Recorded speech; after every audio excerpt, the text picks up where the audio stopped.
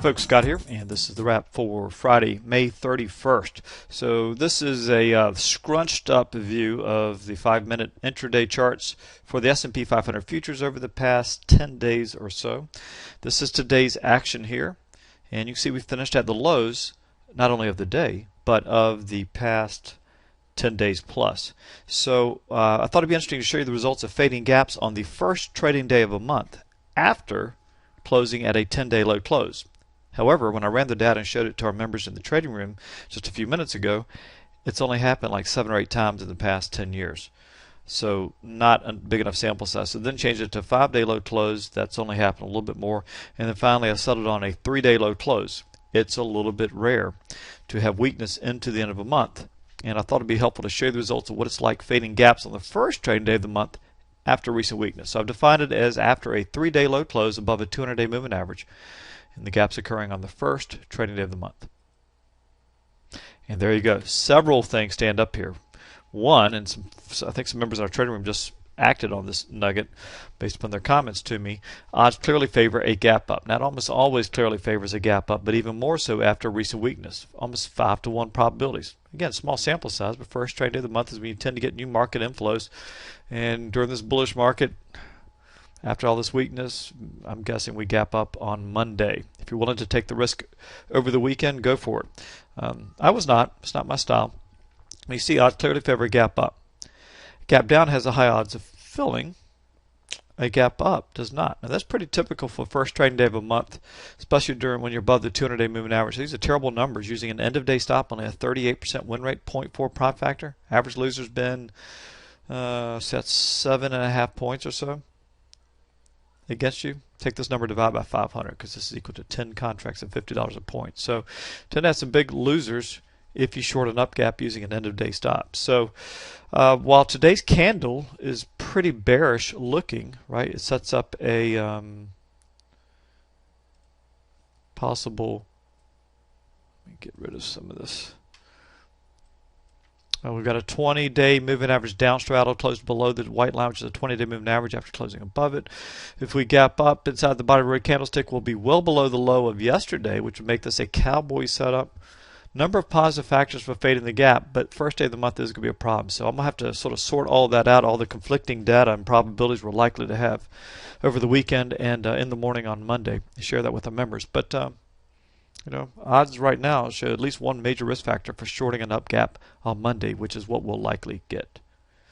Now, let me see.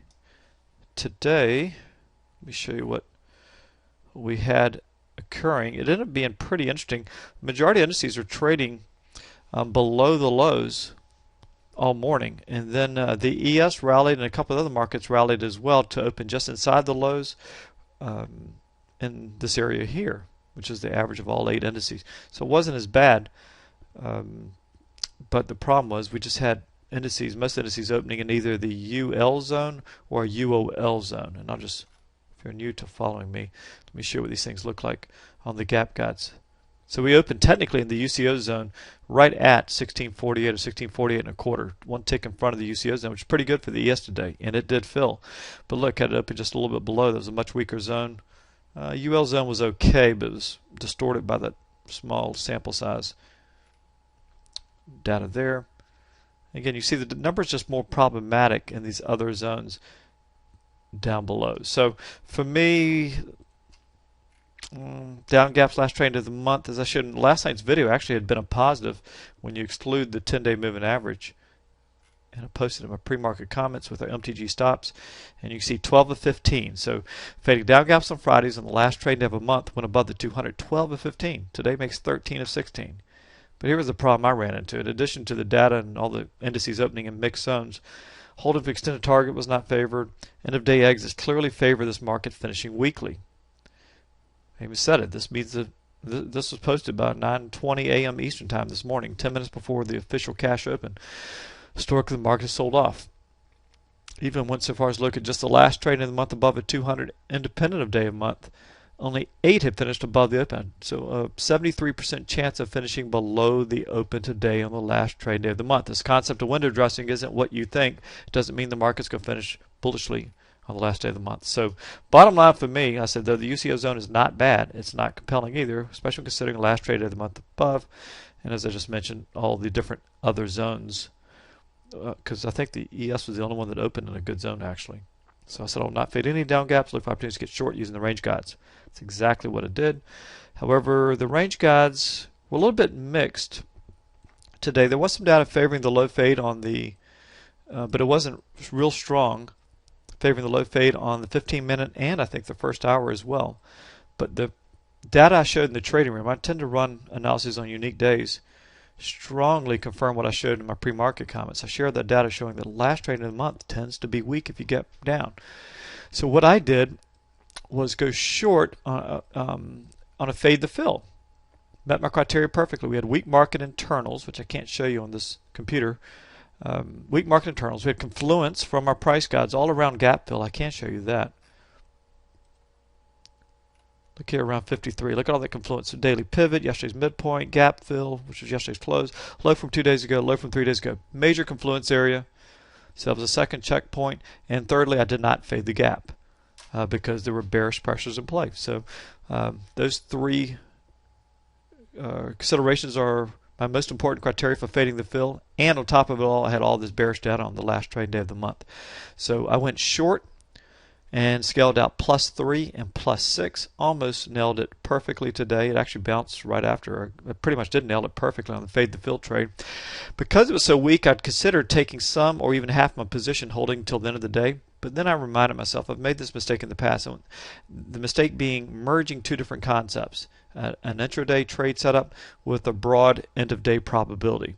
Generally doesn't work as well. So took my profits, and that was the right decision. See, the intraday action didn't do anything. We ran an optimization when the market tends to break down last trade day of the month. You can remember this for next time.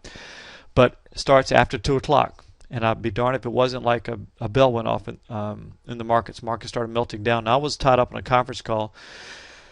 Didn't get back to the desk at about 3:15. I drew a little trend line here. I said this would be an interesting opportunity to get short. And did I do it? No, because I was still getting settled down and caught up with the day. So I missed the perfect entry, which is around 44 here. Market broke down into, so that was about 3:30. That little green bar right there. Market was consolidating. Market internals looked weak. We were trading near the lows in all the markets. And I thought it was worth risking 2 points. I put my stop just above the high of that yellow bar there for a 2.25 point stop. I went short at 16.40 and a quarter. Scaled out +2 on half and rode the last half of +8. So I was dragging my stop down. I told people my target was 32. I then changed it to 31.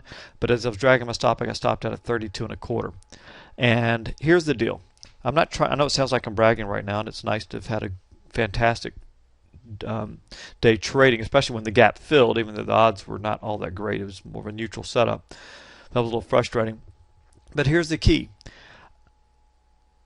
There are a lot of people that use our data and do even better than I. I'm not one of those educators where, I'm going to do better than everyone else. I wish that were the case for personal reasons, right? Wouldn't that be great if I always made money than everyone else? But not really, right? I mean, I made a big deal. I'm a good trader, but I've got great data, and you don't have to be even a good trader to use the data properly. And I wasn't the only one. My point being here, a lot of people made a lot of money today using our historical data. And I'm sure I gave them some confidence on the fade, the fill trade, and this end of day trades. But let me show you what I mean. I'm going to pull up our trading room, if I can find it, down here.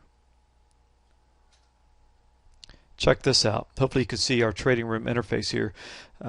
As we're riding our winner, and I was telling people play by play exactly what I was doing. I even put in the announcement tab. I looked for short opportunity. Posted this early this morning, around 11 o'clock before I left the room. I'd be looking to get short after 3 p.m. Closed it by 4. That's exactly what we did. What I did. Look at this guy. Mike made +15 today because he was able to get in before I did. JL +8. CalReg +11 and +10.5. Scott G made a bunch. Robert +8. KS. People were slaying it. And those are points in the ES. Each one's $50 per point. So do the math on it. That's $750 per contract. $20,000 account. Trade 2 contracts perhaps. You made $1,500. Grew your account 7.5% on one trade. Now, you could have lost that much too, but it was a great technical setup with the opportunity to get short, strong historical data favoring weakness into the close. And it just worked out perfectly today. They don't all work out like that. The past 6 months, 6 weeks have been brutal. 6 weeks have been brutal. Not necessarily in terms of absolute numbers, just been frustrating. Market's been really not conforming well to historical odds. Today, they did real well. This week's been okay, so hopefully we're back on track. Anyhow, a little food for thought, and I hope you have a great weekend, and we'll see you next week. Take care.